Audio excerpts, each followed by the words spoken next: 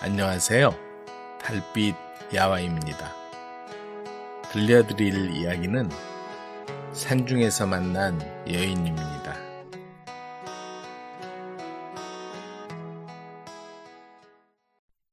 산중에서 만난 여인. 한양에 기골이 장대하고 무예가 뛰어난 무관 이인성이라는 사람이 있었다. 그는 일찍이 관동 땅에 볼 일이 있어 구비구비 산길을 따라 양양방향을 향해 발걸음을 재촉하고 있었다. 해가 지기 전에 고개를 넘을 생각이었으나 산길이 험한 데다가 길을 헤맨 탓에 날이 저물고 말았다. 이거 큰일인데? 근처에 인가가 있는지 한번 찾아봐야겠군. 인성은 사방을 두리번거리며 험한 산길을 한참을 내려가고 있었다. 그런데 저만치 숲을 사이로 호련히 불빛이 보였다. 이런 곳에 집이 있다니? 말을 채찍질해 가보니 고갯마루 사이에 집이 한 채 있는데 입구를 판자로 가리고 나무 지붕을 엮은 집이었다. 누구시여? 인기척을 듣고 나온 노파가 인성을 보더니 물었다. 길을 가던 과객인데 날이 저물어 찾아왔소이다. 노파는 인성을 아래 위로 훑어보더니 사정이 딱하니 들어오시오 하고는 입구를 가린 판자를 열었다. 안으로 들어가니 20살쯤 되어 보이는 젊은 여인이 보였는데 자태가 무척 아름다웠고 소복을 정갈하게 입고 있었다. 이런 산골에 저런 여인이 살고 있다니 아무래도 이상해. 그런 생각을 하고 있는데 그들이 저녁상을 차려왔다. 정갈한 반찬에 반주까지 내주니 인성은 더할 나위 없이 고마웠다. 아들이 곧 돌아올 거요. 드시고 윗방에서 주무시도록 하구려. 인성이 마파람에 개눈 감추듯 순식간에 저녁을 먹고 자리에 누웠을 때 밖에서 소리가 들렸다. 이 한밤중에 누가 여자들만 있는 집에 와서 묵는단 말인가? 인성이 그 소리에 놀라 급히 밖으로 나가보니 팔척 장신에 기골이 장대한 사내가 문 앞에 떡 버티고 있었다.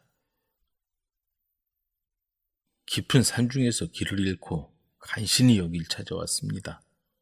오늘 하룻밤 쉬고 내일 일찍 떠나겠습니다. 그러자 사내는 화를 누그러뜨리고는 그렇소. 사정이 딱하게 되었구려. 상황을 모르고 한 말이니 오늘 밤 편히 쉬었다 가시오. 하고 말하더니 마당에 불을 밝히고는 잡아온 산짐승들을 늘어놓았다. 그리고는 고기를 삶고 담가놓은 좋은 술을 꺼냈다. 자, 이리 오시오. 이렇게 만난 것도 인연인데 오늘 밤 실컷 마셔봅시다. 인성은 사내와 밤이 새도록 주거니 받거니 술잔을 기울였다. 그런데 왜 이런 외딴 곳에 사는 거요? 무슨 피치 못할 연유라도 있는 거요? 술이 거나하게 들어가자 인성이 조심스럽게 물었다. 그러자 사내가 눈시울을 붉히더니 지난 얘기를 하는 것이었다. 난 배성철이라고 합니다. 몇 년 전까지 우린 아랫마을에 살고 있었지요. 착한 아내와 부모님을 모시고 행복하게 살고 있었소. 그 괴물을 만나기 전까지는 말이요. 그날도 농사일을 마치고 날이 어두워서야 집에 돌아왔어. 그런데 집안이 온통 엉망이 되어 있고 부친과 아내는 이미 이 세상 사람이 아니었어. 호랑이는 날마다 마을 사람들을 잡아먹었는데 그 수를 헤아릴 수 없을 정도였어. 이제는 마을 사람들은 다 떠나고 남아있는 사람도 별로 없지요. 사내는 감정이 격해져서 잠시 말을 멈추더니 숨을 고르고 다시 말을 이어갔다. 그 호랑이를 잡아 원수를 갚으려고 홀로 남은 어머니를 모시고 이곳으로 들어온 거요. 사내는 분하다는 듯 주먹을 꽉 쥐었다. 그렇다면 그 호랑이는 잡았습니까? 그 말에 사내는 고개를 저었다. 그런 말 마시오. 얼마나 영악한지 칼이나 총을 가지고 가면 그것이 알아채고는 모습을 감추고 나타나지 않는다오. 빈손으로 있을 때만 나타나서 덤벼드니 쉽게 공격할 수 없었습니다. 그러더니 사내는 무슨 생각을 했는지 인성에게 진지하게 말을 꺼냈다. 보아하니 보통뿐이 아닌 듯한데 어려운 부탁을 드려도 되겠소? 무슨 말씀인지 모르지만 힘이 된다면 돕도록 하지요. 그러자 사내는 인성의 손을 잡았다. 자꾸 값사도 아무 소용이 없는데 나 혼자 힘으로 잡을 수 있겠소? 무기 없이 맨몸으로 나가면 내 앞에 반드시 나타날 거요. 나한테 달려들면 움직이지 못하게 꽉 잡고 있을 테니 그때 숨어 있다가 나와서 그 호랑이 숨통을 끊어주시오. 꼭 도와주시오. 부탁입니다. 인성은 하룻밤 신세도 지고 음식도 대접받는 마당에 간절한 부탁을 거절할 수 없었다. 그러시요. 호랑이를 잡을 수 있도록 제가 도와드리겠소이다. 사내는 거듭 고마워하며 감격에 눈물을 흘렸다. 그 후 두 사람은 마음껏 먹고 마시며 기회만 엿보고 있었다. 드디어 때가 다가왔다. 초가을의 하늘은 맑고 쾌청했다. 바로 오늘이요. 그들은 호랑이가 자주 출몰한다는 곳으로 함께 출발했다. 사내는 등에 단단한 생가죽을 뒤집어 쓰고 눈에 잘 띄는 곳에 앉아 있었고 인성은 조금 떨어진 곳에 칼을 차고 몸을 숨기고 있었다. 어둑어둑해지도록 아무런 기척이 없었다. 밤이 깊어서야 그들은 오두막으로 돌아왔다. 내일 다시 한번 가봅시다. 다음 날 그들은 다시 그 자리로 나갔다. 땅거미가 질 무렵이었다. 갑자기 서늘한 느낌이 드는가 싶더니 어느 틈엔가 커다란 물체가 사내를 덮쳤다. 인성이 숨어서 바라보니 사람 키보다 더 큰 호랑이였다. 사내는 자기 다리로 호랑이 다리를 걸어 넘어뜨리려 했고 호랑이는 양쪽 다리로 버티며 커다란 이빨을 꺼내 보였다. 그때 사내가 벌떡 일어나 두 팔로 호랑이의 등을 감아주었다. 갑자기 일격을 당한 호랑이는 힘을 쓰지 못하고 버둥거렸다. 워낙 힘이 센 호랑이였지만 힘을 다해 허리를 조이는 사내를 쉽게 떨쳐낼 수 없었다. 지금이요! 그 소리에 숨어있던 인성이 칼을 꺼내들고 곧바로 달려나가 호랑이의 허리를 찔렀다. 여러 차례 찔러대니 호랑이는 외마디 비명을 지르더니 그대로 숨을 거두었다. 인성은 사내와 함께 숨진 호랑이를 들쳐매고 오두막으로 돌아왔다. 이제야 부친과 아내의 원수를 갚았습니다. 정말 고맙습니다. 사내는 한참을 목 놓아 통곡하다가 연신 절을 하며 고마워했다. 인성은 앞마당에 널브러진 커다란 호랑이를 바라보며 안도의 숨을 내쉬었다. 다음 날이었다. 사내가 말 두 마리에 무엇인가 잔뜩 실어서 끌고 오는 것이었다. 이게 뭡니까? 그동안 모아둔 재물입니다. 원수를 갚게 해준 은혜에 대한 보답이니 부디 받아주십시오. 대가를 바라고 한 것이 아니라 받을 수 없소이다. 도와주신 덕분에 이제 돌아갈 수 있게 되었으니 이보다 더한 은혜가 어디 있겠습니까? 부디 거절하지 말아 주십시오. 그러더니 여인을 불러왔다. 이 여자는 지난해 그 호랑이에게 부모를 잃고 갈 곳 없어 모친이 데려와 동거하고 있었습니다. 물론 저하고는 아무 관계도 없지요. 이제 난 이곳에서 멀리 떠날 거요. 보아하니 서로 싫지 않은 눈치니 가시는 길에 동행하시도록 하십시오. 그러더니 여인을 보고 말했다. 이제 원수도 갚았으니 지난 상처는 모두 잊고 이분을 따라가서 행복하게 사시오. 여인은 말없이 고개를 끄덕였다. 이인성은 여인을 말에 태우고 산에 가둔 물건을 가득 싣고 관동 땅을 향해 길을 떠났다.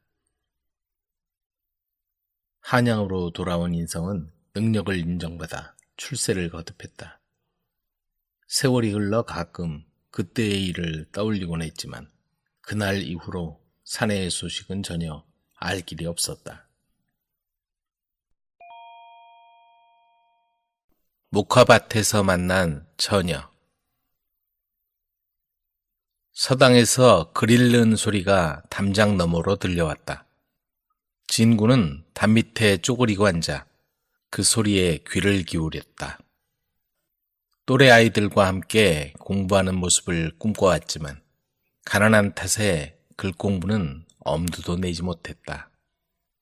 다만 서당에서 들려오는 책 읽는 소리로 배움을 이어가고 있었다. 누구냐? 담 밑에서 뭐 하는 거냐? 수상하게 생각한 서당 하인이 진구를 붙잡아 훈장에게 데려갔다. 거기서 뭘 하고 있었지? 글 공부가 하고 싶어 듣고 있었습니다. 그렇게 글 공부를 하고 싶다면 여기서 잔심부름을 해라. 그러면 글 공부를 하도록 해주마. 진구는 서당에서 학생들 시중을 들고 잔심부름을 하며 글 공부를 시작했다. 학생들은 자기들 시중을 드는 진구를 업신여기고 괄시했다. 하지만 훈장은 하나를 배우면 두세 가지를 아는 걸 보고 진구의 비범함과 됨됨이를 눈여겨보게 되었다. 그렇게 세월이 흐르고 흘러갔다. 과거 시험이 다가오자 어릴 적 서당에서 같이 공부했던 학생들 모두 한양으로 떠날 채비를 했다. 너도 이번에 같이 가도록 해라. 훈장은 진구의 실력을 믿고 있었다. 그 말을 듣고 집에 온 진구는 시름에 잠겼다. 무슨 일이라도 있느냐? 어머니가 물었다. 어릴 적에 아버지가 돌아가시고 가세가 기울어 어머니 혼자 어렵게 집안을 꾸려오고 있었다. 진구도 낮에는 공부하고 그 외 시간엔 여기저기서 잡일을 하며 어머니를 돕고 있었다. 어머니의 다그침에 진구는 어머니에게 모든 얘기를 했다.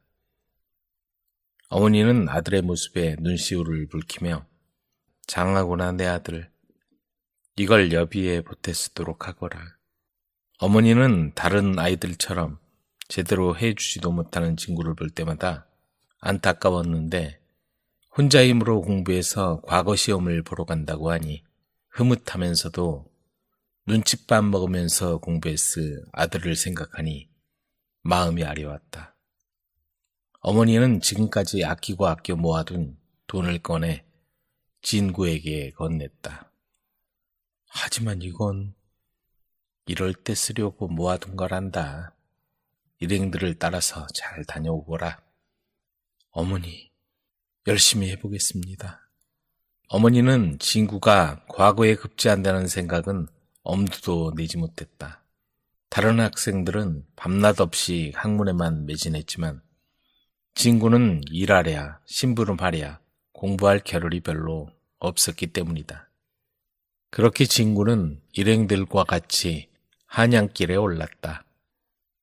변변찮은 옷차림에 초라한 행색이 부끄럽다며 일행은 진구를 저만치 따라오도록 했다. 날이 저물어 묵을 곳을 찾던 일행은 부잣집 문을 두드려 하룻밤 묵기를 청했다. 그렇게 그 집에 들어간 일행은 진구를 방구석 진보다리 옆에서 자도록 했다. 그들은 자기들보다 실력이 좋은 진구가 눈에 가시였다. 어떻게든 떼어놓고 싶어 이렇게 말했다.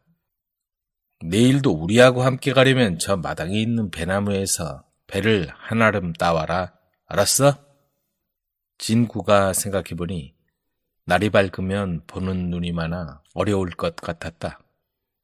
그래서 한밤중에 배나무에 올라갔다. 배나무에 매달려 생각하니 이게 뭐하는 짓인가 한심했다. 그리고 이런저런 생각이 잠겼다. 그런데 온종일 걸어온 탓에 너무 피곤해서 배나무에 매달린 채로 사르르 졸고 말았다. 그런데 그 시간 그 집 주인이 꿈을 꾸다가 잠을 깼다. 아무도 없느냐? 그러자 하인이 달려왔다. 마당에 있는 배나무에 뭐가 있는지 가봐라. 꿈을 꿨는데 배나무에 봉황이 내려앉아 있더구나. 하인이 가보니 배나무에 진구가 매달려 졸고 있었다. 과거 보러 가는 손님 중에 배나무에 매달려 졸고 있는 사람이 있었습니다요. 주인은 진구가 오자 조용히 말했다. 내가 꿈을 꾸었는데 자네가 과거에 급제할 수도 있겠네. 과거에 급제하거든 가는 길에 다시 들러주게. 날이 밝자 일행은 진구를 떼어놓고 서둘러 길을 나섰다. 진구는 쟁걸음으로 일행을 따라 나섰다. 목화밭에 이르자 일행이 저만치 가고 있었다. 또 따라오네. 진구가 가까이 오자 일행이 말했다. 저기 목화 따고 있는 처녀 보이지? 가서 뽀뽀하고 오면 끼워주지. 진구는 잠시 생각하다가 처녀 앞에 가서 비틀거리며 눈을 감쌌다. 왜 그러시죠? 어디 아프신가요? 쟁반에 옥구슬 굴러가는 소리였다. 아, 바람이 불어 눈에 티끌이 들어갔나 봅니다. 눈이 아파서 견딜 수가 없네요. 가만히 있어 보세요. 처녀는 다가와 입을 내밀더니 눈에다 입김을 불었다. 하지만 멀리서 바라본 일행의 눈엔 마치 뽀뽀를 하는 거로 보였다. 그렇게 일행을 따라 한양에 도착한 진구는 마침내 과거 시험에 급제를 했다. 돌아오는 길에 배나무집 주인과의 약속대로 그 집에 가니 주인이 딸을 불러오게 했다. 그런데 딸을 보니 목화밭에서 만난 바로 그 처녀였다. 진구는 수줍어하며 발그레하게 물든 처녀의 얼굴을 보고 가슴이 콩닥거렸고 놀랍고 부끄러워서 얼굴이 벌겋게 달아올랐다. 그 모습을 본 주인이 껄껄 웃으며 말했다. 이보게, 내 딸과는 구면이지. 어떤가? 내 사위가 되어주지 않겠나? 사실은 과거 보러 가던 날 진구를 한번 보도록 딸에게 목화밭에 나가 있게 한 거였다. 딸은 잠깐 진구를 만났지만 진구에게 호감을 갖게 되었다. 그렇게 진구는 과거에 급제하고 어여쁜 처녀와 결혼도 하게 되었다. 인자한 성품을 가진 진구는 그 후 벼슬길에 올랐고 어머니를 잘 모시고 많은 이들의 존경을 받으며 행복하게 살았다. 남편이 숨겨둔 여자. 시골 사는 어떤 선비가 과거 보러 한양에 갔다가 돌아오는 길에 신기한 물건을 사가지고 왔다.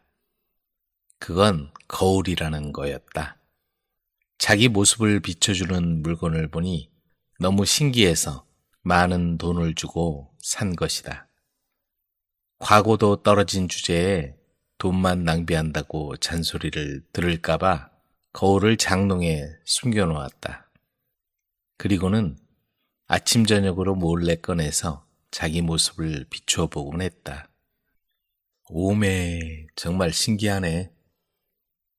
어느 날 선비의 아내가 남편이 장롱 속에서 뭔가를 꺼내더니 혼자만 살짝 보고 도로 감추는 걸 보게 되었다. 처음에는 대수롭지 않게 생각하고 있었는데 아무리 봐도 남편의 행동이 의심스러웠다. 여보, 거기서 뭐 하는 거예요? 아내가 묻자 남편은 화들짝 놀라며 아무것도 아니라며 장롱을 급히 닫아버리는 것이었다. 아내는 남편의 행동이 궁금했다. 대체 장롱 안에 뭐가 있는데 저러는 걸까? 아내는 남편이 나간 사이에 장롱을 열어보았다. 거기에는 처음 보는 이상한 물건이 보였다. 아내는 슬그머니 꺼내서 살펴보다가 기겁을 했다. 에고머니, 이게 뭐야? 너 누구야? 그 속에서 웬 젊은 여자가 자기를 노려보고 있었다. 화가 머리끝까지 치민 아내는 시어머니한테 달려갔다. 어머니, 이 여자 좀 보세요. 그게 뭐냐? 아내는 거울을 시어머니한테 보이며 남편이 한양에 가더니 첩을 얻어 장롱 속에 숨겨놓고 몰래 만난다며 야단 법석을 떨었다. 얘야, 그럴 리가 있냐? 시어머니가 거울을 받아들고 들여다보았다. 거기엔 늙은 여자가 있었다. 얘야, 첩이 어디 있냐? 건넌마을 할마씨가 놀러왔구먼. 아니에요, 어머니. 잘 보세요. 시어머니와 아내가 거울을 서로 주고받으며 떠들어대자 시아버지가 그 소리를 듣고는 조용히 하라며 야단을 쳤다. 그러자 시어머니가 말했다. 영감, 이 안에 누가 들어있는지 좀 보슈. 옆에 있던 시아버지가 헛기침을 두어 번 하고는 거울을 들여다보았다. 그런데 거기에는 어떤 영감탱이가 사나운 얼굴로 자기를 쳐다보고 있었다. 깜짝 놀란 시아버지는 시어머니를 보고 소리쳤다. 이거 어떤 놈이야? 이 할망구가 다 늙은 나이에 노망이 났나? 영감을 숨겨놓고 뭐하는 짓이야? 뭐요? 내가 영감을 감춰뒀단 말이요? 이 양반 생사람 잡네. 시어머니가 고래고래 소리를 지르자 시아버지도 어이가 없어 며느리에게 거울을 보여주며 물었다. 얘야, 이것 좀 봐라. 저 할망구가 노망이 났는지 다 늙은 나이에 영감을 들이는구나. 동네 창피해서 어떻게 산단 말이냐? 며느리는 분명히 젊은 여자를 보았는데 이게 도대체 무슨 일인가 싶어 다시 거울을 들여다보았다. 분명히 아까 그 젊은 여자였다. 정신을 차린 며느리는 그 안에 유물이 들어있어 사람을 홀린다고 생각했다. 이 유물아, 당장 물러가라. 며느리는 그 안에 있는 유물이 사람으로 둔갑해서 골탕을 먹인다고 생각하고 거울을 향해 소리쳤다. 그랬더니 그 유물도 지지 않고 똑같이 행동하는 것이었다. 시아버지도 시어머니도 썩 물러가라고 소리치자 그 안에 있는 유물도 삿대질을 하며 대들었다. 한참을 그렇게 실랑이를 하다가 도저히 안 되겠다고 생각한 며느리는 거울을 있는 힘을 다해 집어던졌다. 벽에 부딪힌 거울이 조각조각 깨지고 말았다. 잘했다, 잘했어. 에이구, 시원하다. 시부모가 소리쳤다. 시끄러운 소리에 남편이 뛰어왔다. 그때 아내가 자랑스럽게 말했다. 당신 큰일 날 뻔했어요. 우리가 이 요물한테서 당신을 구해줬어요. 남편은 귀한 물건이 깨진 걸 보고 기가 차서 한동안 멍하니 바라봤다. 그리고는 진작 말해주지 못한 걸 후회했다. 아이고, 이 사람아, 이건 자기 모습이 보이는 거울이라는 신기한 물건이야. 가족들은 민망해서 말 한마디 못하고 가만히 있었다. 아내는 깨진 거울을 보며 특히 아쉬워했고 남편을 졸라 다시 거울을 샀다고 한다. 과부가 된 딸과 젊은 무사들. 정선달은 한때 용맹을 떨치던 무사였으나 아픔을 이기고 고향에 돌아와 여생을 조용히 보내고 있었다. 객지에서 아내를 떠나보내고 호라비로 살아온 그에겐 초아라는 딸아이가 있었다. 정선달의 피를 물려받았는지 22살 된 초아는 미모와 어울리지 않게 대담하고 기상이 넘쳤다. 그런데 그런 딸에게도 잊지 못할 아픔이 있었다. 3년 전의 일이었다. 첫날 밤도 치르지 못하고 신랑이 그만 세상을 떠나고 만 것이었다. 딸의 혼례날 기다리던 신랑은 오지 않고 일행 중에 간신히 목숨을 건진 자가 무겁게 소식을 전했다. 신랑이 일행과 함께 험한 고갯길을 넘어오다가 숨어있던 산적대에게 변을 당했습니다. 그런데 엎친 데 겹친 격으로 초례도 치르지 못하고 과부가 된 딸을 생각하며 속상해하던 아내마저 시름시름 앓다가 세상을 먼저 떠나고 말았다. 그래서 정선달은 딸을 데리고 고향으로 조용히 내려온 것이었다. 마을에는 은근히 초아를 마음에 두고 있던 도령들이 있었다. 3년 전 갑자기 초아가 시집을 간다는 소식을 듣고는 모두 얼마나 아쉬워했는지 모른다. 그런데 초아가 첫날 밤도 치르지 못하고 고향으로 내려왔다는 소식이 들리자 모이면 서로 그 얘기뿐이었다. 어린 나이에 청산과부란 말을 듣는 것이 죽기보다 싫었지만 어떡하겠는가. 초아는 아픔을 이기고 아버지를 모시며 꿋꿋이 살았다. 조용한 시골에서 3년을 살다 보니 어느덧 아버지와 딸의 아픔이 아물어가고 있었다. 어느 날 살인문 밖에서 말 울음소리가 들리더니 인기척이 났다. 선달님 계십니까? 정선달이 살인문 앞으로 나가더니 반갑게 문을 열었다. 어서 들어오게. 잘 지냈나? 정선달이 반갑게 맞은 노령은 장차 무과급제를 목표로 무예를 닦고 있는 김서랑이란 청년이었다. 초아야, 서랑 도령 왔다. 여기 술상 좀 내오너라. 초아는 서랑을 슬쩍 보고는 이내 부엌으로 들어가 이것저것 안주감을 준비하고 술상을 차렸다. 아버지, 들어갈게요. 문을 열자 몇 가지 안주를 곁들인 술상을 받쳐들고 초아가 들어왔다. 초아 낭자, 오랜만이요. 서랑은 초아를 보자 해벌쭉 웃으며 인사했지만 초아는 무심하게 고개만 숙였다. 서랑은 평소 초아에게 관심이 있었다. 그래서 이렇게 짬을 내서 찾아오곤 했지만 초아의 반응이 영 시원찮다.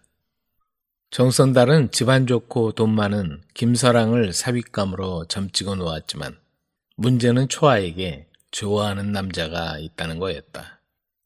술이 얼큰하게 취하자 정선달은 지난날의 무용담을 늘어놓았다. 술에 취했다는 표시였다. 그 얘기를 인내심 있게 듣고 있던 김서랑은 장차 많은 재산을 물려받게 될 것이며 무과에 급제해서 훌륭한 무사가 되겠다는 포부를 마치 초아가 들으라는 듯이 큰 소리로 떠들어댔다. 그때였다. 선달님, 별거 없으셨는지요? 초아의 안내를 받고 들어선 사내는 설현이라는 젊은 무사였다. 나이는 20대 초반이었고 의복은 초라했으나 위험 있는 자태를 지니고 있었다. 초하와 그 젊은 무사는 서로를 마음에 두고 있는 사이였다. 하지만 정선달은 설현이 사윗감으로 마음에 들지 않았다. 초하의 고생길이 눈에 훤히 보이는 가난한 집안으로 딸을 보내고 싶지가 않았다. 이번에는 초하가 제대로 된 신랑을 만나 잘 사는 모습을 보는 게 아버지의 간절한 소원이었다. 정선달은 바깥 소리를 애써 외면하며 서랑에게 술을 권했다. 신경 쓰지 말고 우린 술이나 마시세. 정선달이 그렇게 말했으나 밖에서 들리는 설현과 초아의 두렁거리는 소리가 서랑의 질투심을 자극했다. 서랑은 술김에 자리에서 일어나 문을 열고 마루에 걸터앉아 속삭이고 있는 젊은 남녀를 향해 한마디 했다. 이보시오, 보아하니 무술께나 하신 분 같은데 나와 실력을 겨뤄보는 것이 어떻소? 당신도 나도 초안왕자를 마음에 두고 있으니 지는 사람이 깨끗이 물러나도록 합시다. 그 소리에 설현이 앞으로 나서자 초아가 그를 막았다. 술 기운에 하는 소린데 신경 쓰지 말아요. 그러자 서랑이 밖으로 나왔다. 술 기운이 아니오. 아름답고 사랑스러운 아내를 얻는다면 불속이라도 뛰어들 심정이오. 좋소. 대결을 받아들이겠소. 서랑은 그 말이 떨어지기 무섭게 마당에 메어둔 말에서 칼을 빼들고 설현에게 달려들었다.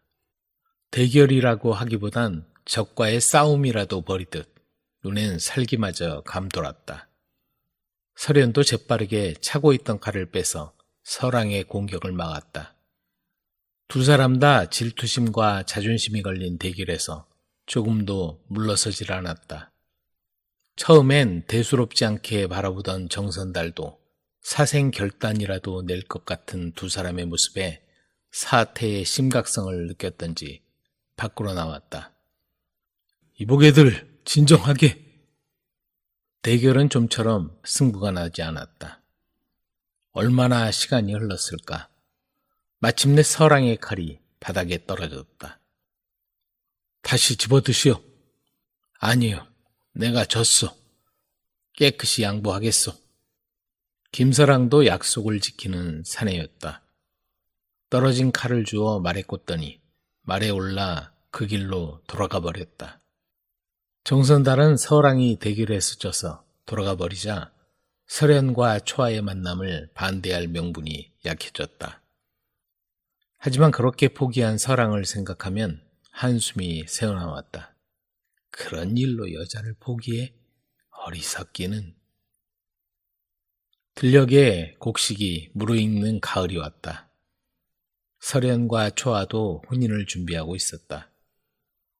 그 무렵 나라가 전쟁 소식으로 온통 시끄러웠다. 변방의 오랑캐가 국경을 침략해 내려오고 있던 것이다. 하지만 군포를 내고 군역을 면하거나 양반들은 권력을 이용해 면제를 받기 일쑤라서 나라를 지킬 만한 장정들이 턱없이 부족했다. 그 바람에 퇴역한 무인들까지 동원하게 되었고 마침내 정선달도 군역에 따라 차출되기에 이르렀다. 안 돼요, 아버지. 그 연세에 어떻게? 나라의 부름을 받았는데 어쩌겠느냐. 부녀는 부둥켜 안고 하염없이 눈물을 흘렸다. 그런데 그 소식을 들은 설현이 집으로 찾아왔다. 연세 드신 몸으로 어찌 감당하시렵니까? 제가 대신 가도록 하겠습니다. 안 될 말이네. 어찌 그런단 말인가? 내가 없는 동안 초아를 부탁하네. 하지만 설현은 결심을 굽히지 않았다. 돌아오는 대로 초아 낭자와 혼인하겠습니다. 그 말을 남기고 설현은 정선달 대신 전장으로 떠났다. 한 해, 두 해가 흘렀다. 부름을 받고 전장에 나갔던 사람들이 하나둘 돌아오는데 설현의 소식은 들리지 않았다. 그렇게 1년이란 세월이 더 흘러갔고 늦가을이 되었다. 추수를 끝낸 들녘마다 찬바람이 휘감고 가지 끝에 매달린 나뭇잎들이 간당간당 흔들리고 있었다. 밤마다 설현 생각에 잠을 설치던 조아는 간밤에도 얼마나 울었는지 눈이 퉁퉁 부어 있었다. 아침에 일어나 그런 딸을 보며 안타까움에 정선달이 한마디 했다. 이제 단념해야 할 것 같구나. 너도 잊어버려라. 아버지, 그 사람이 누구 때문에 그곳에 가게 되었는지 잊으셨어요? 저는 그 사람이 아니면 절대로 시집가지 않겠어요. 초아는 하늘을 올려다보며 하염없이 눈물을 흘렸다. 설현 도련님, 어디 계신 거예요? 이렇게 기다리고 있는데. 며칠 후 그동안 보이지 않던 김사랑이 다시 집에 찾아와 정선달과 술잔을 기울였다. 서랑이 돌아간 후 초아는 굳은 결심을 했다. 그래, 이대로 기다릴 순 없어. 찾아가 보자. 다음 날 날이 밝자 초아는 남장을 하고 설현이 입대하며 맡겨둔 말에 올라타고서 변방을 향해 길을 떠났다. 여긴 들어올 수 없어. 변고당하기 전에 돌아가시오. 초아는 국경을 지키고 있던 군인들에게 제지를 당하고 주변을 맴돌며 수소문 하기 시작했다. 그러나 설현이 있는 곳을 찾기란 쉽지가 않았다.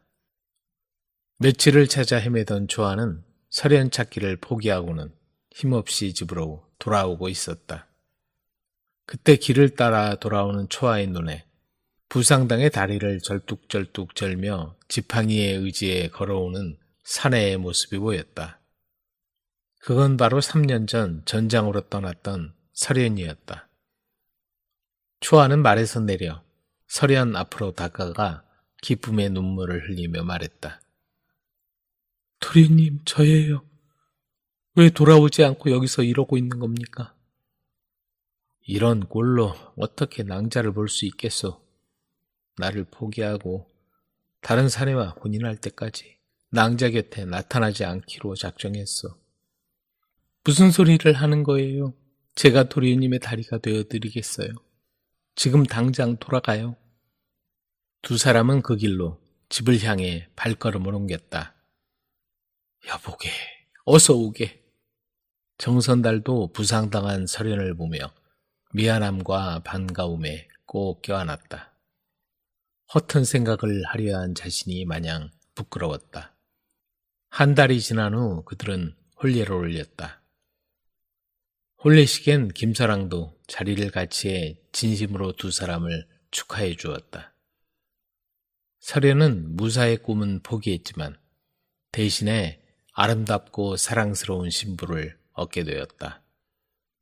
그 후 두 사람은 장터로 나가 포목점을 열었고 시간이 지나면서 그들의 점포는 손님으로 발 디딜 틈이 없었다. 한양에서 내려온 남편 친구. 오늘도 예방 심태섭은 갈짓자 걸음으로 집을 향하고 있었다. 관할을 나오자마자 매일 출근 도장을 찍는 동네 주막집에서 그날도 어김없이 술잔을 기울였다. 예방날이 외상값은 언제 갚을 거예요? 거 얼마나 된다고 그리 부채는 거요. 내 쉬 갚으리다. 그까지 몇 푼 된다고. 여기 한 잔 더. 아이, 이렇게 늘 외상술을 드시면. 이 사람아, 이 소리 좀 들어보게. 그러더니 허리춤에 차고 있던 엽전 주머니를 흔들어댔다. 그 모습을 보던 주모의 낯빛이 순식간에 달라졌다. 아이, 나리, 한 잔 쭉 드시어요. 태섭의 주머니에서 묵직한 엽전 소리가 나자 눈치 빠른 주모의 교태가 한결 간드러졌다. 그렇게 그날도 태섭은 거나하게 술을 들이켜고 집으로 돌아가는 중이었다. 태섭은 평소에는 청렴하고 맡은 일에 충실한 아전이었다. 하지만 퇴청 후 참새가 방앗간을 그냥 지나치지 못하듯 주막에 들어가서 술만 마셨다 하면 돌변하는 것이다. 그날도 관청에서 받은 몇 푼의 녹도 주막에서 한잔하고 외상값을 갚고 보니 주머니에 엽전이 남아날 재간이 없었다. 살인문을 열고 들어가는 태섭의 주머니는 그날도 텅 비어 있었다. 다 쓰러져가는 오두막은 이형을 갈지 않아서 비가 오면 천장에서 물이 뚝뚝 떨어졌다. 태섭은 그날 아침에 아내에게 큰 소리를 쳤다. 여보, 오늘은 술을 안 마시고 들어오리다. 매일 술이 떡이 돼서 들어와도 싫은 소리 한 번 없는 아내에게 미안하기도 하고 고마워서 아침에 굳게 마음을 먹고 집을 나온 것이다. 하지만 집으로 돌아오는 길에 발이 저절로 주막으로 향하는 걸 어찌하겠는가. 여봐라, 서방님이 왔다. 문 열어라. 쓰러져가는 살인문을 향해 외치자 아내가 뛰어나왔다. 어서 오세요.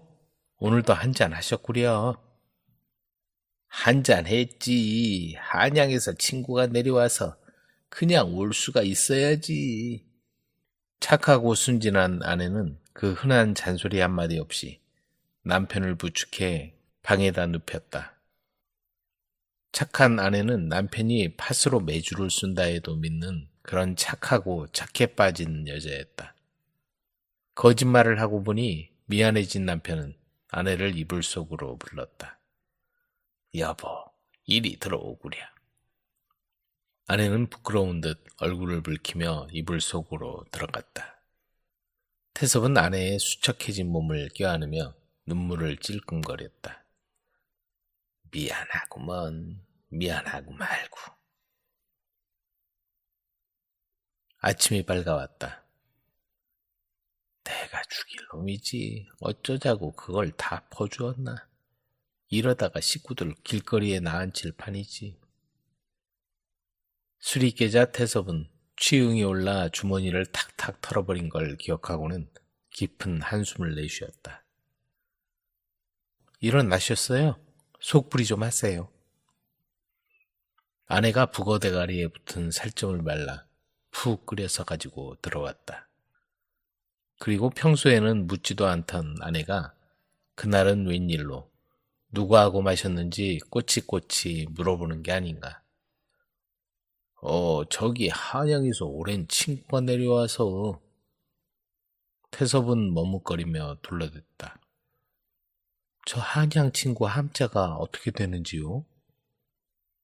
태섭은 속으로 별걸 다 물어보네 하고 생각했지만 태연하게 과거 공부하는 박인수라는 친구야 하고 대답했다. 처음 듣는 이름이네요? 그렇지. 돌아오는 과거 시험에 붙기만 하면 나를 끌어준다고 약조했지. 아직 어려운 형편이라서 내 주머니 돈까지 탁탁 털어주었다니까. 워낙 믿음직한 친구라서 잘 될 거요. 그래요? 잘 되었으면 좋겠네요. 저도 그분이 잘 되도록 정성을 들여야겠어요. 아내는 남편 출세를 위해서라도 박인수라는 친구가 꼭 잘 되었으면 하는 마음이었다. 태섭은 그때부터 술판을 버리고 들어오는 날이면 친구 박인수 핑계를 대곤 했다. 오늘도 인수 그 친구가 찾아와서. 과거를 치러야 하는 분이 이렇게 자주 오시면 언제 공부를 하시나요? 잡념이 생겨서 힘을 얻으려고 오는 거야. 공부는 밤에 하면 되니까. 녹을 가져오지 않아서 집안 형편은 말로 할 수 없었다. 그래도 아내는 친구 뒷바라지 하는 남편에게 아무 말도 하지 않았다. 그럴수록 아내는 박인수라는 얼굴도 모르는 친구의 장원급제를 바라는 마음이 더욱 간절해지는 것이었다. 박인수라는 사람이 대체 누구요? 예방날이 친구분이라고 하더라고. 태섭의 아내가 뒷곁에서 기도하는 소리를 들은 이웃 안악들이 수군거렸다. 세월이 유수와 같이 흘러 여러 해가 지났다. 그런데 이번 과거에 장원 급제한 선비가 바로 박인수 아닌가? 그는 한양 박대감의 둘째 아들이었다. 해마다 과거를 치렀으나 매번 낙방을 거듭하다가 마침내 합격한 것이다. 그리고 우연이라기엔 너무나 믿을 수 없는 일이 벌어졌다. 박인수가 태섭이 예방으로 일하고 있는 경기도 광주 관아에 사또로 임명되어 가게 된 것이다. 예방 친구가 사또가 되어 내려온다는구먼. 기도의 정성이 하늘에 닿았나 보네. 고을에 그 소문이 쫙 퍼졌다. 당신 친구분이 고을 사또가 돼서 온다면서요? 응, 그래. 아내의 얘기에 태섭은 온몸이 얼어붙었다. 한양에서 내려오는 신관 사또의 이름이 하필이면 박인수라니. 정말 큰일 났다. 신관 사또가 부임했다. 그런데 그는 부임 첫날 이상한 소문을 들었다. 바로 예방이 자기 친구라는 것이었다. 그리고 예방 아내가 친구 박인수의 과거 급제를 위해 몇 년간 하루도 빠짐없이 기도를 드렸다는 얘기도 듣게 되었다. 조상님의 은혜도 은혜지만 예방 부인의 정성스러운 기도 덕분에 장원급제를 한 건지도 모르겠군. 사또 박인수는 부임한 첫날 아전들과 모두가 모인 자리에서 고개를 숙이고 있는 예방을 바라보았다. 예방은 잠시 나를 따라 들어오라. 말을 마치고 사또가 내전으로 들어가자 예방은 급히 그 뒤를 따랐다. 예방은 이제 출세길이 열렸군. 첫날부터 친구를 찾네? 아전들이 부러운 눈길을 보냈다. 하지만 당사자인 태섭은 아내를 속인 걸 뼈저리게 후회하고 있었다. 사또 예방 대령했습니다. 들어오라. 태섭이 들어가니 사또가 주안상을 차려놓고 기다리고 있었다. 이게 얼마만인가? 이리 와서 앉게 친구. 죽을 죄를 지었습니다, 사또. 태섭은 사또 앞에 무릎을 꿇었다. 그러자 사또가 호탕하게 웃으며 말했다. 부인의 정성어린 기도 덕분에 내가 이 자리에 섰는지도 모를 일이요. 알지도 못하는 박인수라는 이름을 친구라고 한 것도 우연치고는 정말 믿을 수 없는 일이요. 예방에 대해 알아보니 청렴하고 성실한 사람이더군. 딱 한 가지. 그 술버릇만 고치면 말이요. 그 후 사또는 심태섭을 친구처럼 허물없이 대했다. 그리고 모두 사또를 태섭의 한양 친구라고 믿었다. 박인수는 후일에 정승까지 지냈고 부임하는 곳마다 태섭을 동행하여 중요한 일자리를 맡겼다. 또한 태섭 내외를 가까이 살게 하고 부귀와 영화를 누리게 했다. 친구는 평양감사, 나는 가난뱅이.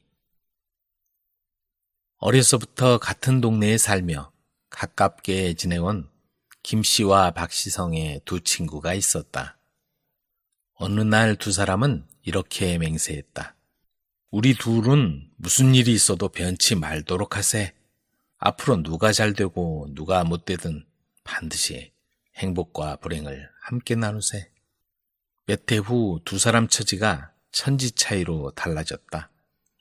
김시성의 친구는 과거에 급제해서 높은 벼슬을 얻고 형편이 날로 좋아진 반면에 박시성의 친구는 여러 차례 과거에 실패를 거듭하다가 가세마저 기울어 끼니조차 잊기 힘든 형편이 되었다.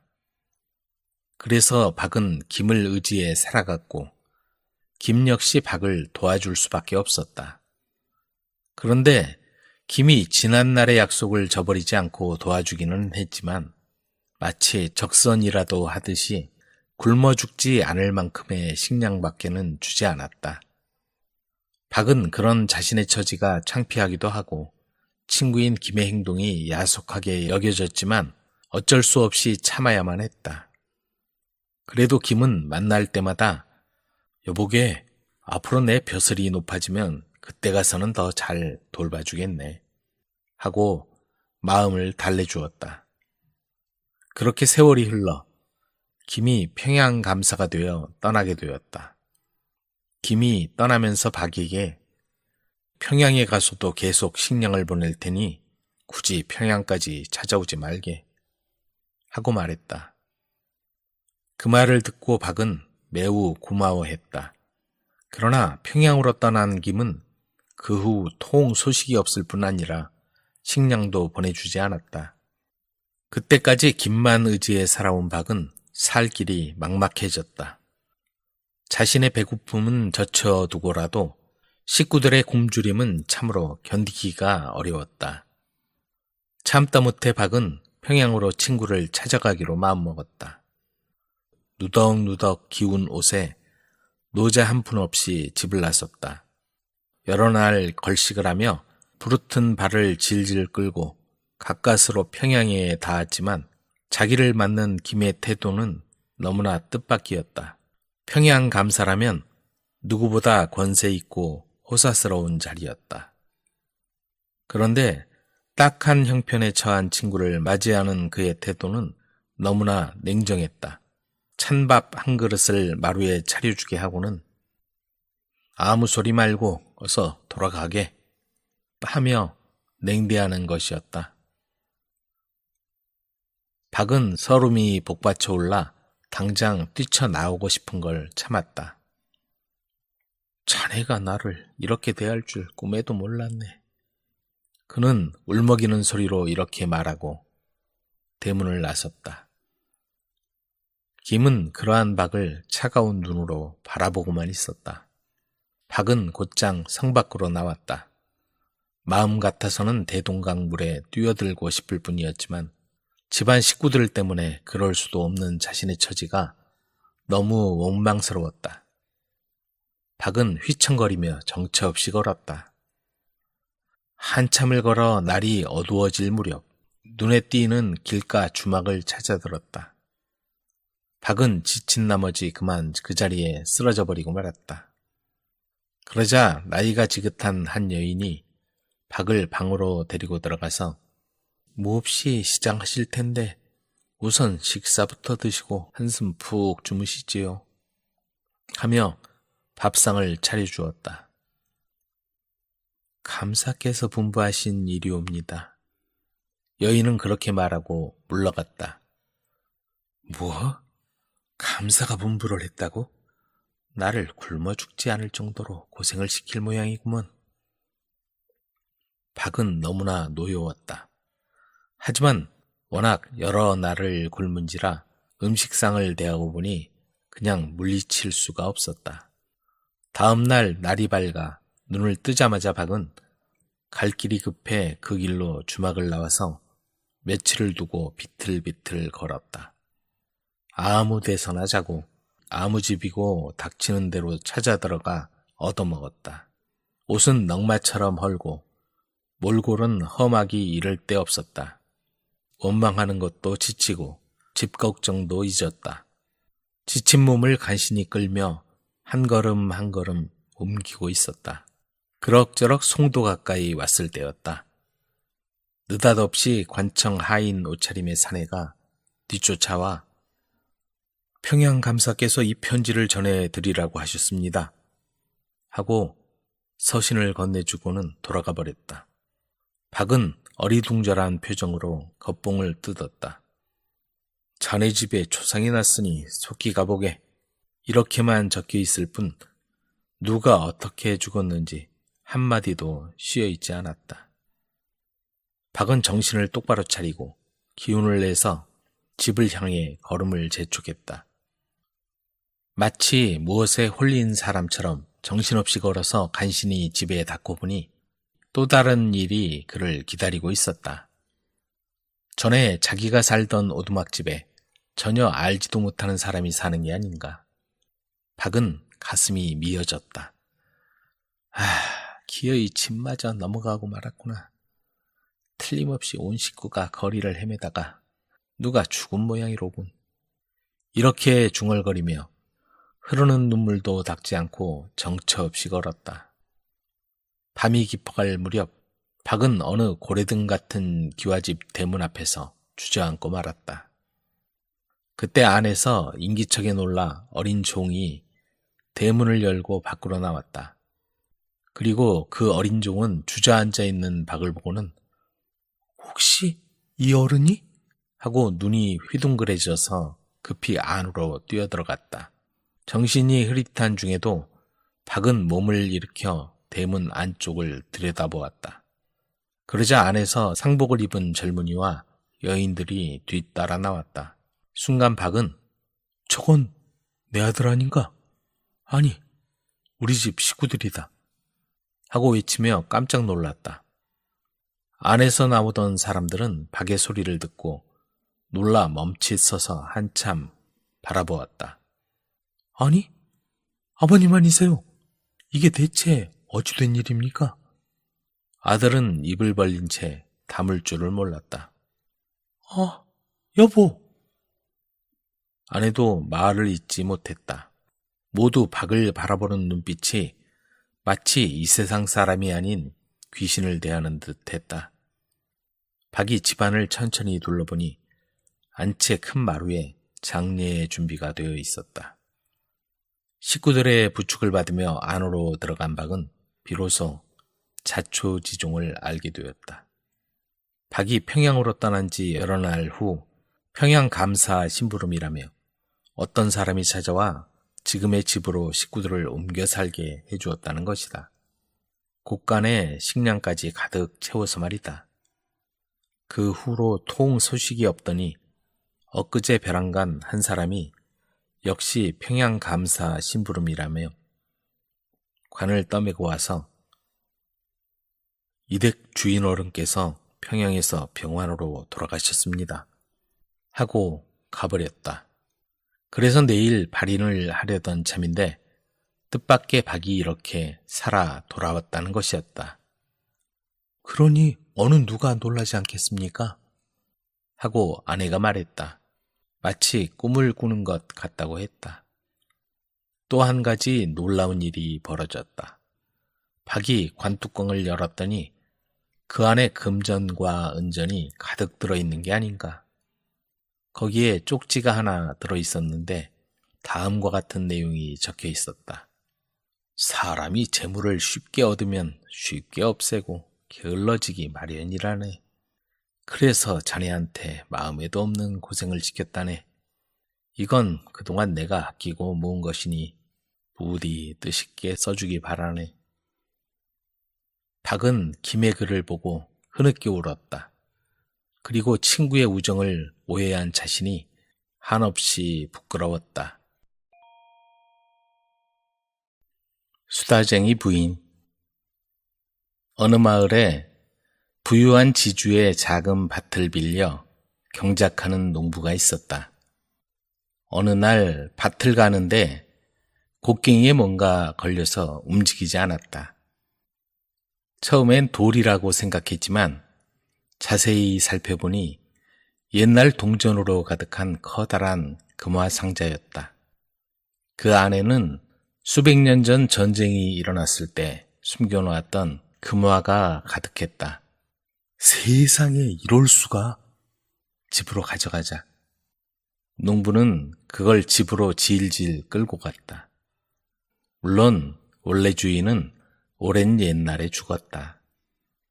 그렇지만 욕심 많고 지독한 지주가 자기 밭에서 금화가 발견된 걸 알면 금화의 주인임을 주장하고 전부 빼앗아 갈 게 뻔했다. 그래서 농부는 발견한 금화에 대해서 자기 아내 외에는 아무에게도 말하지 않았고 아내에게 그 사실에 대해 조용히 하라고 신신당부했다. 그러나 아내는 수다쟁이였다. 그 비밀을 이웃집 여자들에게 말해버렸고 심지어 자기 남편이 아무에게도 말하지 말라고 당부했다는 사실조차도 다 말해버렸다. 그리고는 이웃집 여자들에게 자기에게 들은 얘기를 아무에게도 하지 말라고 부탁했다. 그러나 그들 역시 그 비밀을 지키지 않았다. 소문이 삽시간에 퍼져 마침내 지주의 귀에까지 들어갔다. 뭐라고? 내 땅에서 금화를 발견했다고? 이 괘씸한 사람 같으니라고. 그걸 숨기고 있단 말인가? 지주는 당장 농부의 오두막으로 달려갔다. 그러나 아내 외에는 아무도 없었다. 그래서 지주는 그 일에 대해서 부인에게 물었고, 부인은 자기가 알고 있는 걸 다 말해버렸다. 남편이 밭에서 금화가 가득한 상자를 발견했고, 지금은 그 돈을 어디에 두었는지 모른다고 대답했다. 주인은 다음에 다시 와서 조사하겠다고 말하고는 집으로 가버렸다. 농부가 집에 왔을 때 아내는 일어났던 일을 모두 말했다. 그런데도 농부는 그녀를 나무라지 않았다. 그는 지혜롭고 처신을 잘하는 사람이었다. 다음 날 그는 이웃집에서 달구지를 빌려와 아내와 함께 장에 갔다. 그리고는 아내와 주거니 받거니 술을 곁들여 맛있는 음식을 배불리 먹고 마셨다. 아내는 술 기운이 감돌자 기분이 좋아졌다.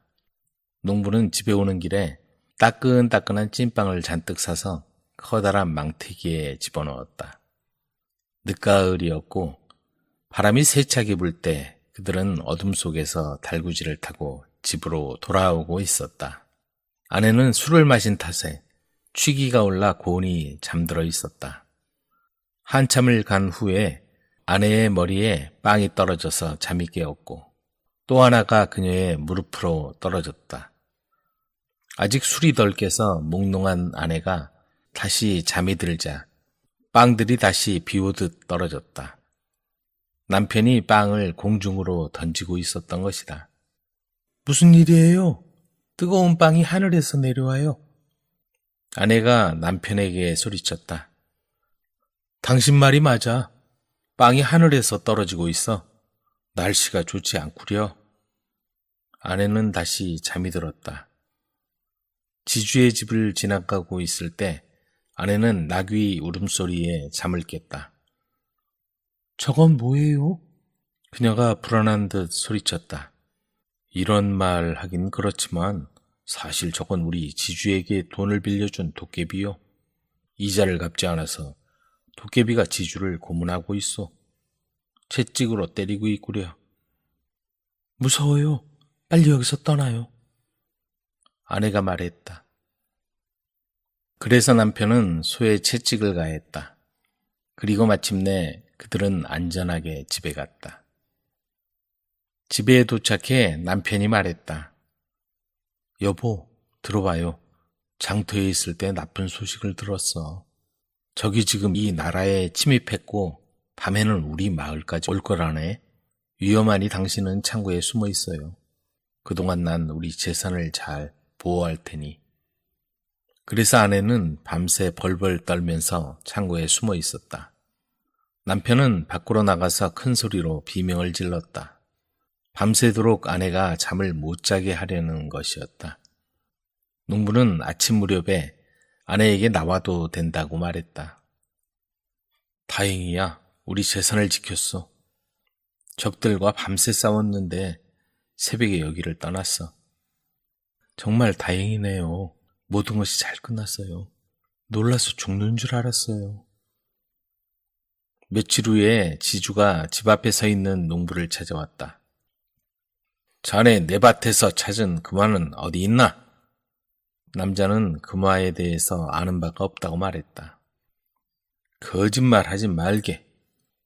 자네 마누라가 금화를 찾았다고 나한테 다 말했어. 그럴만도 하네요. 제 아내는 가끔 이상해요. 하는 말을 다 믿을 수는 없지요. 그러자 지주가 여자를 불러서 자기한테 남편이 밭에서 금화가 잔뜩 들어있는 상자를 발견했다고 말한 것이 사실인지 물었다. 그럼요, 확실해요. 며칠 전에는 금화에 대해 알아볼 겸 남편과 함께 장터에 나가 좋은 시간도 보낸걸요. 그게 언제요? 지주가 말했다. 그게 무서운 바람이 세차게 불던 날 하늘에서 뜨거운 빵이 떨어졌을 때죠. 뭐라고? 말도 안 되는 헛소리 집어치우고 그게 언제냔 말이오. 저기 우리 마을을 침입한 날에 우리 밭에서 큰 싸움이 일어난 날이오. 무슨 싸움? 저기 침입했다니. 제정신이 아니군. 자세히 말해보시오. 장터에 언제 갔소? 아내는 말하기 싫었지만 어렵게 대답해야 했다. 도깨비가 어르신을 고문하고 때린 그날 저녁 때였어요. 도깨비에게 빌린 돈을 갚지 않아서 두들겨 맞은 날이요. 무슨 소리를 하는 거야? 이 여자 정신없는 소리를 하는군. 그러더니 씩씩거리며 돌아가 버렸다. 그리고 다시는 금화에 관해 묻지 않았다. 얼마 후 농부는 그 마을을 떠났다. 먼 곳으로 옮겨간 농부는 농가 밭을 사고 아내와 함께 그곳에서 행복하게 살았다. 3가지 보물. 오래전 어느 곳에 가난한 어부가 살고 있었다. 그는 3년 전부터 고기를 한 마리도 잡지 못했다. 그러다 보니 아이가 4이나 되는 어부는 밥도 먹기 어려울 만큼 생활이 어려웠다. 그래도 어부는 날마다 희망을 품고 고기를 잡으러 바다로 나갔다. 오늘은 고기가 잡히겠지? 어느 날 어부가 그물을 끌어올리고 있는데 물속에서 바다의 악마 네미코가 얼굴을 내밀고 말했다. 고기 잡는 친구, 내 부탁을 들어주면 고기가 많이 잡히도록 해주겠네. 어때? 무슨 부탁인데? 내 아들을 내게 주지 않겠나? 지금 아들이 아니라 다음에 태어날 아들 말이야. 어부는 잠시 생각에 잠겼다. 좋아, 내 말대로 하지. 마침내 어부는 그 제안을 승낙하고 말았다. 이대로 가다가는 온 가족이 굶어 죽거나 거지가 될 수밖에 없었기 때문이다. 틀림없이 약속했다. 그 애가 13살이 되면 데리러 오겠다. 이렇게 말하고 네미코는 파도 사이로 사라져버렸다. 그 뒤부터 어부가 바다로 나가서 그물을 던지기만 하면 항상 물고기가 그물 가득히 잡히기 시작했다. 어부는 곧 부자가 되었다. 그러던 어느 날 어부의 집에 사내아이가 태어났다. 어부는 그 아이를 브루노라고 불렀다. 브루노는 튼튼하고 귀엽게 자랐다. 날이 가고 해가 바뀌어 마침내 브루노가 13살이 되기 하루 전날이었다. 악마와의 약속을 까맣게 잊고 있던 어부가 바다에 나가자 바다의 악마 네미코가 파도 사이에서 얼굴을 내밀었다. 약속한 날이 내일이다. 잊지 않았겠지? 할 수 없지. 약속은 약속이니까. 어부가 힘없이 대답했다. 불쌍한 브루노, 귀여운 너를 네미코에게 주다니. 그런 약속은 하지 말걸. 어부는 후회했지만 돌이킬 수 없었다. 다음 날 아침 날이 밝자 어부는 브루노를 인기척이 없는 쓸쓸한 바닷가로 데리고 갔다. 그리고 브루노를 바닷가에 남겨둔 채 뒤도 돌아보지 않고 배를 저 바다로 나갔다. 시간을 끌면 그만큼 더 헤어지기 괴로울 것이기 때문이었다. 영문도 모르는 브루노는 아버지가 자기를 혼자 두고 바다로 나가버리자 바닷가에 앉아서 아버지가 돌아오기를 기다렸다. 그러자 그곳에 네미코가 나타났다. 예, 거기서 뭘 하고 있니? 아버지를 기다리고 있어요. 그 말을 듣고 네미코는 껄껄 웃었다. 헤헤, 내 아버지는 돌아오지 않을 거다. 넌 오늘부터 내 아들이 되는 거다. 브루노는 네미코의 손에서 벗어나려고 필사적으로 몸부림쳤다. 그러나 어린 소년의 힘으로는 악마의 힘을 당할 수 없었다. 브루노는 마침내 바닷속으로 끌려 들어가게 되었다. 사람 살려요! 브루노가 큰 소리로 외쳤다. 바로 그때였다. 푸른 하늘에서 매 한 마리가 쏜살같이 내려오더니 네미코의 손에서 브루노를 빼앗아 등에 태우고는 화가 난 네미코를 비웃듯이 어디론가 날아가 버렸다. 브루노가 매의 등에 타고 간 곳은 바로 험한 산 위에 있는 매공주의 성이었다. 매공주는 귀여운 사내아이가 네미코에게 끌려가는 걸 보고 힘센 부하를 시켜서 브루노를 성으로 데려오게 한 것이다. 지금까지 혼자 살아서 너무 외로웠어요. 그러니 앞으로 나와 함께 재미있게 살아요. 브루노는 매공주의 말을 거부할 수가 없었다. 목숨을 구해준 은인의 부탁을 거절할 수 없던 것이다. 그 후 7년의 세월이 지났다. 그동안 브루노는 매공주의 성에서 아무 불편 없이 즐겁게 하루하루를 지냈다. 그러나 항상 집과 부모, 형제의 일이 마음에 걸렸다. 어느 날 성의 창문에서 먼 하늘을 바라보는 브루노의 모습을 보고 매공주가 말했다. 그렇게 집이 그리우면 집에 다녀오세요. 하지만 섣달 금음날까지는 틀림없이 돌아와야 합니다. 그럼요. 아버지와 어머니 얼굴만 보고 곧 돌아오겠습니다. 그럼 이 루비 반지를 가지고 가세요. 이 반지는 소원을 들어주는 요술 반지랍니다. 하지만 누가 물어봐도 절대로 내 얘기를 해서는 안 돼요. 알았습니다. 절대로 아무에게도 말하지 않겠습니다. 브루노는 매공주에게 받은 루비 반지를 끼고 고향을 향해 길을 떠났다. 집에 돌아와 보니 부자로 잘 살던 집안이 옛날과 마찬가지로 몹시 가난해져 있었다. 브루노가 없어진 후로 아버지가 일할 기운을 잃고 2번 다시 바다로 나가지 않았기 때문이었다. 그 말을 들은 브루노는 그날 밤 식구들이 잠든 뒤에 살그머니 일어나 루비 반지에게 부탁했다. 반지야, 이 오두막을 훌륭한 저택으로 만들어다오. 그러자 다 쓰러져 가던 오두막이 눈 깜짝할 사이에 훌륭한 저택으로 변했다. 침대와 의자를 비롯해 집안의 가구도 모두 좋은 것으로 바뀌었다. 다음날 아침 잠에서 깨어난 아버지와 어머니는 놀라움과 기쁨으로 어쩔 줄 몰랐다. 브루노는 얼마 동안 그 집에서 식구들과 함께 즐겁게 지냈다. 그러나 그 즐거움도 잠시였다. 어느새 매공주와 약속한 섣달 금음날이 가까워졌기 때문이다. 전 이제 돌아가야 합니다. 돌아가다니 어디로 간단 말이냐? 그건 말할 수 없어요. 하지만 1년에 한 번은 꼭 아버지와 어머니를 뵈러 오겠어요. 브루노는 이별을 슬퍼하는 식구들을 남겨둔 채 반지에게 부탁해서 얻은 말을 타고 또다시 고향을 떠났다.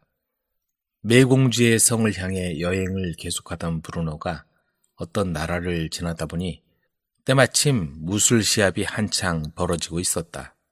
시합에서 이기는 사람은 그 나라의 공주와 결혼하기로 되어 있었다. 브루노는 한번 자기의 힘을 시험해 보려고 시합에 참가했다. 첫날과 둘째 날은 상대방을 무찌르고 이겼다.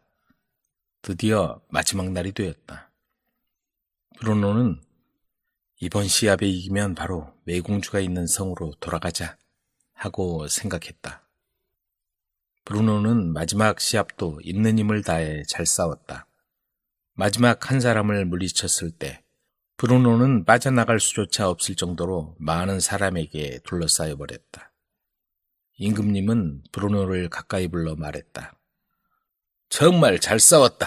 이렇게 훌륭한 젊은이를 맡게 되어 매우 기쁘다. 공주와 결혼해서 내 뒤를 이어다오. 그 말을 들은 브루노는 매우 난처했다. 안 됩니다, 임금님. 그럴 수 없습니다. 지금 제가 돌아오기만을 손꼽아 기다리는 공주가 있습니다. 어느 나라 공주인고? 브루노는 더욱 난처해져서 어찌할 바를 몰랐다. 네가 돌아오기를 기다리고 있다는 그 공주는 어디에 살며 이름이 무엇인가? 임금님이 묻는 바람에 브루노는 할 수 없이 매공주의 이름을 말하며 루비 반지에게 부탁했다. 루비 반지야, 매공주님을 이곳에 모셔와다오. 임금님에게 매공주의 모습을 보여드리자. 그러자 모습을 나타낸 매공주가 몹시 화를 냈다.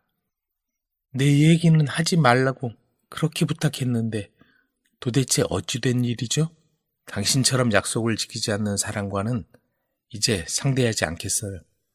당신은 앞으로 쇠로 만든 구두가 7켤레나 닳아 없어지도록 나를 찾아 헤맨 뒤에야 다시 만날 수 있을 거예요. 매공주는 브루노의 손에서 반지를 빼앗고는 어디론가 사라졌다. 그 모습을 지켜보던 임금님이 말했다. 이제 알았다. 무술 시합에서 이긴 건 너의 힘이 아니라 루비 반지의 힘이었구나. 여봐라! 빨리 이놈을 붙잡아라! 브루노는 꼼짝없이 병사들에게 붙잡혔다. 그리고는 임금님을 속인 죄로 몽둥이로 호되게 얻어맞고 궁전에서 내쫓겼다. 반지도 잃고 말도 잃은 브루노는 힘없이 터벅터벅 거리를 걸어갔다. 그러다가 대장간을 발견하고는 7켤레의 쇠구두를 만들어 달라고 부탁했다. 7켤레의 구두가 만들어지자 브루노는 한 켤레는 신고 나머지 6켤레는 짊어지고 길을 떠났다. 얼마를 걸어가니 커다란 숲이 나타났다. 숲으로 들어가자 난데없이 3명의 도둑이 나타났다. 그런데 도둑들은 쇠구두를 6켤레나 짊어진 브루노를 보자 깜짝 놀라 도망가 버렸다. 도둑들이 도망가고 나니 그 자리에는 구두 1켤레와 망토가 남아있었다. 얼빠진 도둑들이군. 브루노는 이렇게 중얼거리며 무심코 그 망토를 입었다. 그러자 희한하게도 브루노의 모습이 전혀 보이지 않게 되었다. 이상하게 여긴 브루노는 이번에는 구두를 신어보았다. 그러자 발이 아주 가벼워져 바람보다도 빨리 달릴 수 있었다. 뜻밖의 좋은 걸 얻었는데? 브루노는 망토를 쓰고 모습을 감춘 뒤 바람보다 빨리 달릴 수 있는 구두를 신고 매공주를 찾아 길을 떠났다. 브루노는 번개같이 바람을 앞질러 나갔다. 그리고 바람에게 물었다. 누가 매공주를 보지 못했느냐?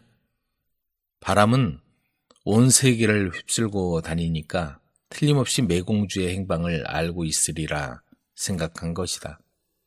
그러나 북쪽 바람, 서쪽 바람, 동쪽 바람, 북동쪽 바람 모두 한결같이 그런 공주님은 모른다 하고 대답할 뿐이었다. 브루노는 할 수 없이 계속 달렸다. 마침내 아주 뜨거운 남쪽 바람을 만났다. 매공주님이 어디 있는지 아니? 브루노가 묻자 남쪽 바람이 대답했다. 알고 있지. 매공주님은 병이 나서 앓고 있단다. 브루노라는 젊은이가 공주님과의 약속을 어겨서 슬픈 나머지 얼마 안 있으면 죽을 거라는 소문이다. 이거 야단났군. 내가 바로 매공주와의 약속을 어긴 브루노야. 제발 매공주가 있는 곳을 알려다오. 말로 해서는 모를 만큼 복잡한 곳이야. 정 그렇다면 데리고 가주지. 내 목을 꼭 붙잡아. 그렇게 안 해도 괜찮아. 달리기만은 너한테 지지 않을 테니까. 그렇다면 출발이다. 남쪽 바람은 뜨거운 열을 내뿜으며 달렸다. 얼마나 달렸을까? 남쪽 바람이 달리는 것을 멈추고 뒤를 돌아보며 말했다. 이것 봐, 브루노. 왜 그러니, 남쪽 바람? 무슨 일이지? 브루노가 남쪽 바람보다 훨씬 앞쪽에서 대답했다. 매 공주님의 성은 이쪽이야. 남쪽 바람은 숨을 한번 내쉬어 그 성의 문을 열었다. 고마워, 남쪽 바람아. 브루노는 인사를 하고 망토를 뒤집어 쓴 채 매공주가 누워있는 방으로 들어갔다. 방 안에서는 때마침 하녀가 매공주에게 말을 걸고 있었다. 매공주님, 기분은 좀 어떠세요? 좀 나아지셨나요? 아니, 지금 막 뜨거운 바람이 불어서 숨쉬기가 더 힘들어졌어. 뭐 좀 잡수시겠어요? 커피든 초콜릿이든 수프든. 아무것도 먹고 싶지 않아. 그러나 하녀가 열심히 권하자 매공주도 마침내 정 그렇다면 거기 놓고 가거라. 먹고 싶을 때 먹겠다. 하고 말했다. 하녀는 커피를 매공주의 머리맡에 갖다 놓았다.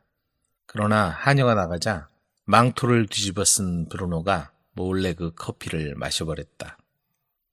잠시 후에 다시 돌아온 하녀는 빈 커피잔을 보고는 매공주가 마신 줄 알고 이번에는 초콜릿을 가져왔다.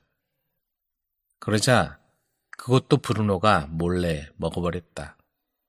이번에는 스프를 가져왔다. 그것도 브루노가 재빨리 마셔버렸다. 빈 그릇을 보고 하녀가 말했다. 잘하셨어요, 매공주님. 이렇게 음식을 잘 드시면 병도 곧 나을 겁니다. 뭐라고? 내가 뭘 먹었다는 거냐? 매공주는 이상한 듯이 되물었다. 하녀는 그 말을 듣자 가엾다는 듯이 매공주를 바라보며 아, 가엾어라. 공주님이 이상해지셨나 봐. 하고 생각했다. 바로 그때 브루노가 쓰고 있던 망토를 훌렁 벗었다. 매공주님!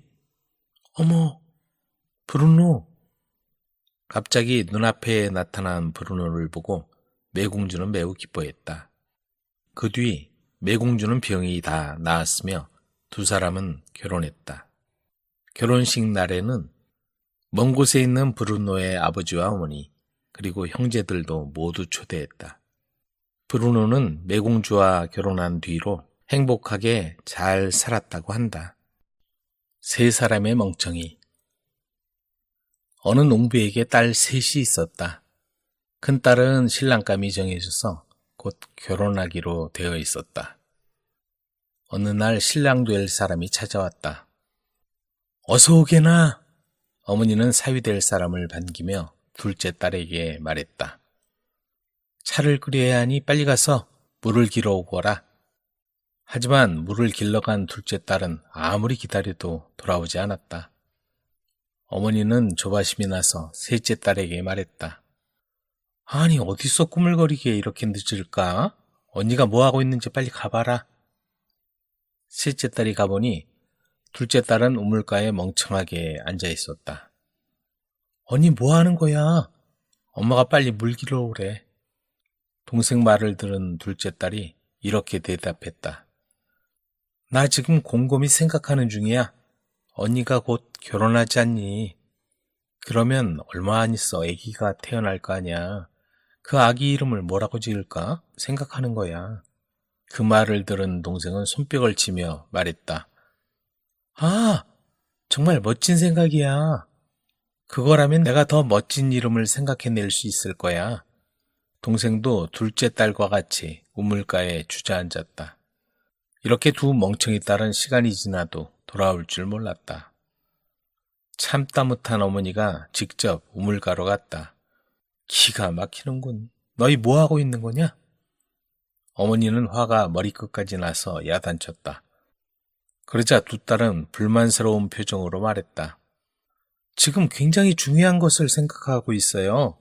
언니가 시집을 가서 아기를 낳으면 이름을 뭐라고 지을까 생각하고 있단 말이에요. 그거 정말 훌륭한 생각이구나. 아기 이름이라면 그래도 내가 더 좋은 이름을 생각해내겠지. 그렇게 어머니도 딸들 옆에 앉아버렸다. 세 사람이 모두 돌아오지 않자 신랑을 대접하고 있던 큰딸은 몹시 궁금해서 우물가로 가보았다.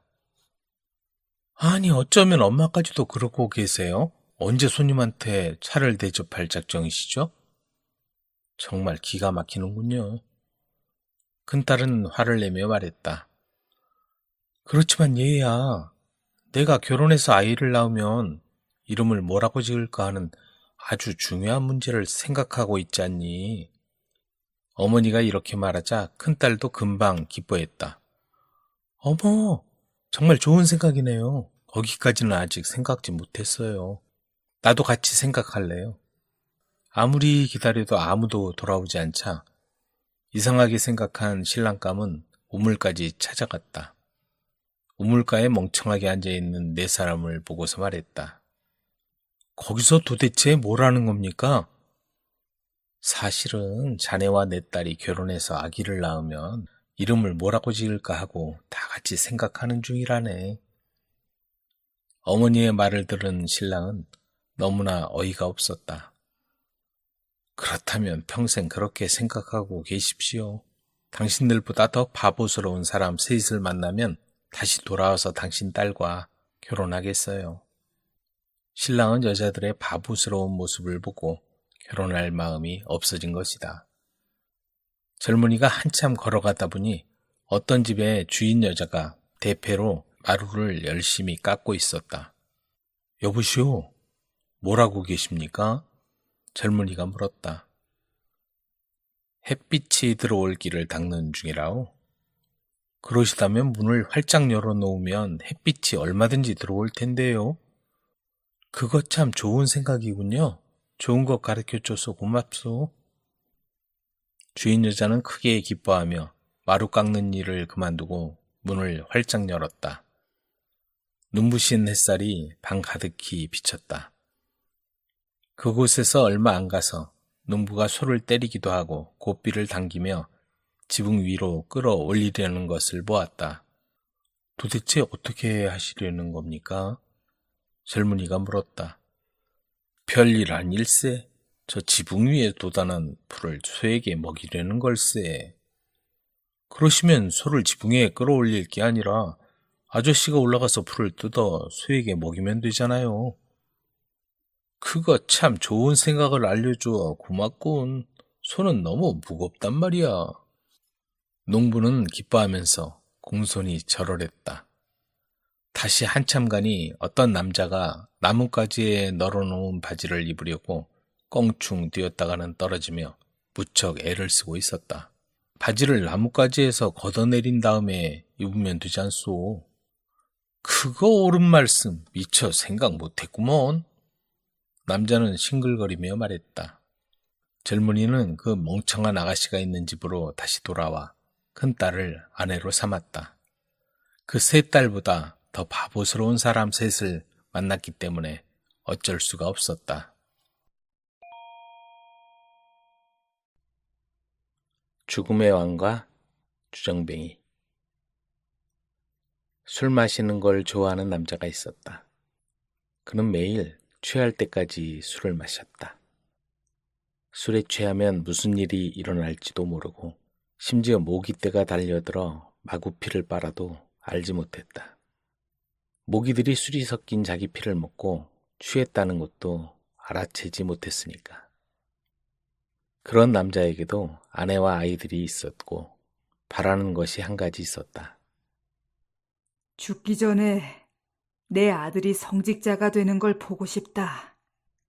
술을 많이 마시는 것 말고는 이 남자에게 소중한 건 아무것도 없었다. 그는 툭하면 아내에게 말했다. 내가 죽으면 어떻게 할지 고민하지 말고 그냥 관 속에 술 한 병 넣어주는 것만 잊지 마. 그것만 잊지 마. 시간이 흐르고 아들이 자라서 마침내 성직자로 임명될 날이 되었다. 남자는 아들이 성직자가 된다는 것이 매우 기뻤다. 그러나 임명식이 시작되기 전에 잔뜩 술에 취한 이 남자는 그만 죽고 말았다. 아내는 너무 슬펐지만 생전의 부탁대로 술 한 병만 관에 넣었다.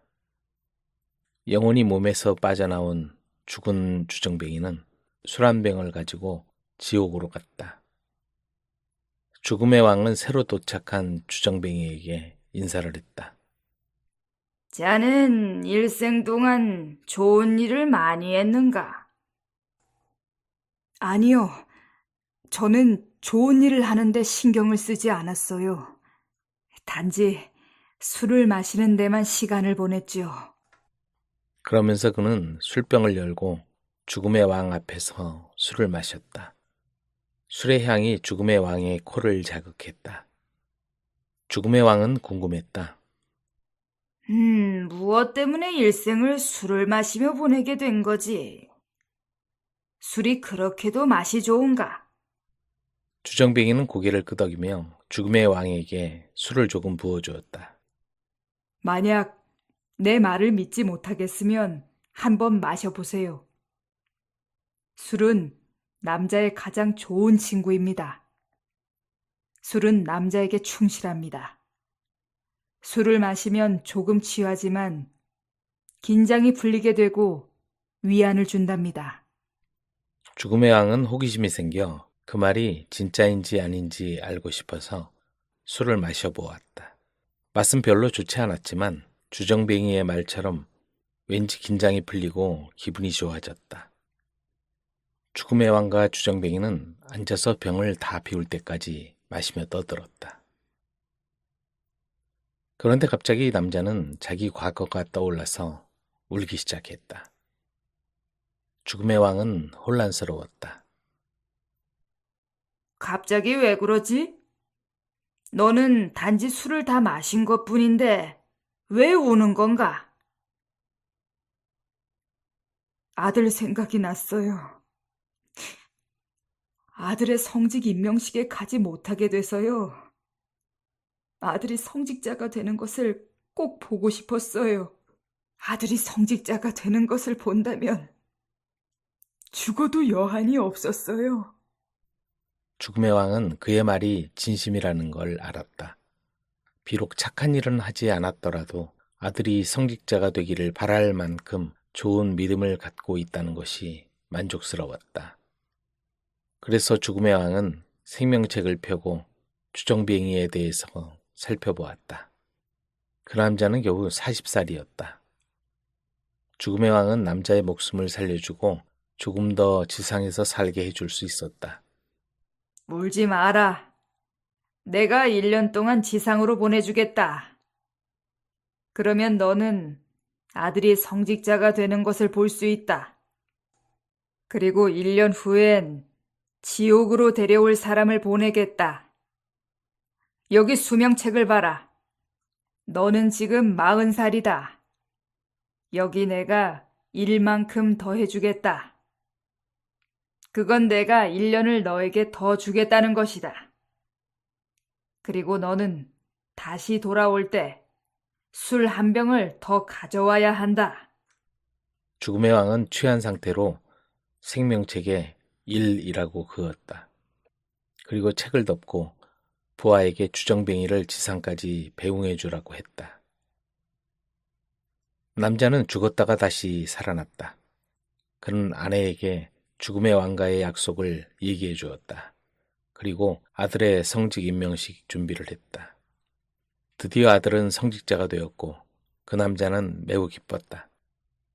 소원을 이루고 마음 편히 죽음의 왕이 자신을 데리러 보낼 부하를 기다렸다. 약속한 1년이 거의 다가오자 그 남자는 예전보다 술을 더 많이 마시기 시작했다. 그러나 죽을 날이 지나도 죽음의 왕은 남자에게 부하를 보내지 않았다. 두 번째 해도 지났지만 그 남자는 아직 살아있었다. 10년, 20년, 30년, 40년이 지났다. 그 남자는 매우 늙었다. 그는 세월의 무상함을 느꼈다. 그는 이제 더 이상 술도 마시고 싶지 않았다. 왜 나를 데리러 오지 않는 거지? 영원히 이렇게 늙은 상태로 살게 되는 건 아닐까? 한편 죽음의 왕도 혼란스러웠다. 주정뱅이가 술 한 병을 들고 오기로 약속한 날짜보다 훨씬 더 많이 지났다는 것을 알았다. 왜 돌아오지 않는 거지? 죽음의 왕은 생명책을 열고 그의 이름을 다시 찾아보았다. 아니, 이제 어떻게 된 건지 알겠다. 생명책에는 그 남자의 원래 죽는 나이인 40 바로 옆에 1이라는 숫자가 붙어서 그어져 있었다. 그 1은 죽음의 왕이 취했을 때 쓰는 바람에 그 남자의 죽는 나이가 401이 되어버린 것이다. 술이 정신을 혼란하게 하는 걸 보니 틀림없이 좋지 않은 거야. 지금까지 이런 실수를 해본 적이 없었는데 술 때문에 그만 큰 실수를 해버렸군. 죽음의 왕은 뒤늦게 깨달았지만 주정뱅이는 늙은 몸을 이끌고 401세까지 억지로 살아야만 했다. 그것도 술만 마시고 산 벌이라면 벌이겠죠.